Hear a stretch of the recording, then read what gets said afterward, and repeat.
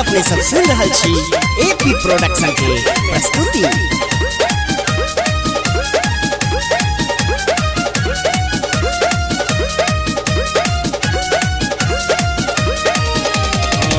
रखने छिपीस भांग करू ने निराश हमरो गाम अबियो ने। रखने छिपीस भांग करू ने निराश हमरो गाम अबियो ने। यो हमरो गाम अबियो ने। केने बस हा सवारी मिथिला धाम अबियो ने। हमरो गाम अबियो ने। केने बस हा सवारी मिथिला धाम अबियो ने। हमरो गाम अबियो ने।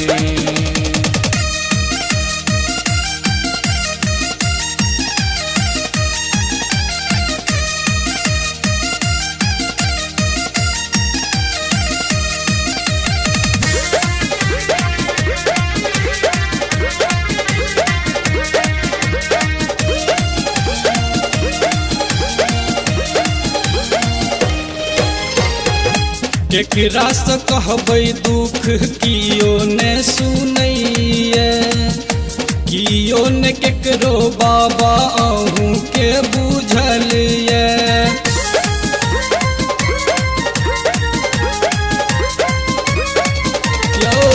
केकरा से कहबै दुख कियो ने सुनैये। कियो ने केकरो बाबा अहूँ के बुझलिए। यो अहूँ के बुझलिए। लोभित ऐ दुनिया के रस्ता देखबियो हमरो गाम अबियो ने। यो हमरो गाम अबियो ने। केने बस हा सवारी मिथिला धाम अबियो ने। हमरो गाम अबियो ने। केने बस हा सवारी मिथिला धाम अबियो ने। हमरो गाम अबियो ने।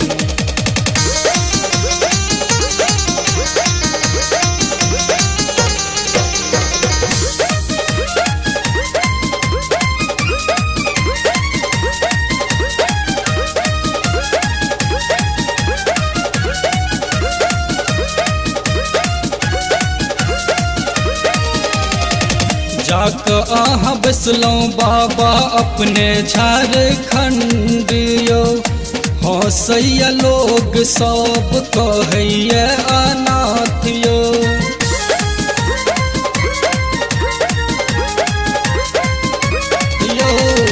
जाक अहाँ बसलौं बाबा अपने झारखंड यो।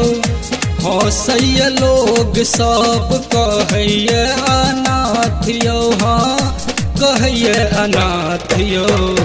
उगना के भेष धेने दिया ने आशीष हमरो गाम अबियो ने। यो हमरो गाम अबियो ने। केने बस हा सवारी मिथिला धाम अबियो ने। हमरो गाम अबियो ने।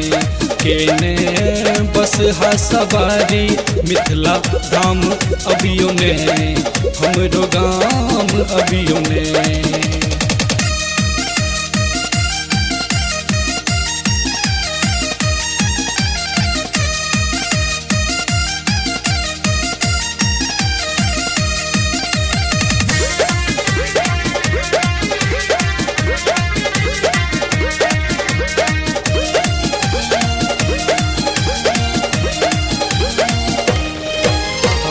सुख के सब मित दुख में कियो ने।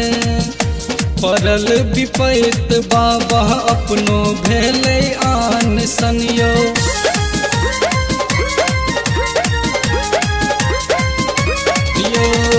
सुख के सब मित दुख में कियो ने। पड़लै विपैत बाबा अपनो भेलै आन सनियो। अपनो भेलै आन सन।